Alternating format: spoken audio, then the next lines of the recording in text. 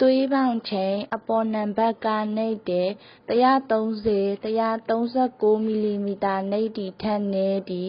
80-90 မီလီမီတာ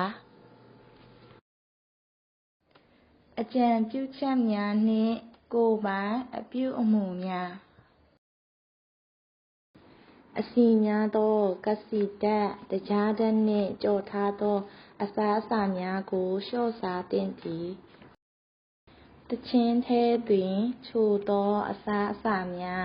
သာလွန်စွာခတ်သောအစားအစာများမုတ်စတ်မှုအစိတ်အပိုင်းများနှင့်အနံ့အရသာဆော့အမျိုးမျိုးကိုလျှော့ချပါချဉ်စပ်အစားအစာဆေးလိပ်အရက်နှင့်မူးယစ်ဆေးဝါးများကိုမသုံးစွဲရန်အကြံပြုပါသည်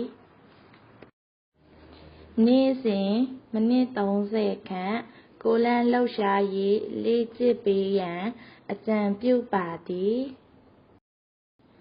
စိတ်ဖိစီးမှုလျှော့ပြီးစိတ်ကိုကြည်လင်အောင်ထားပါစဉ်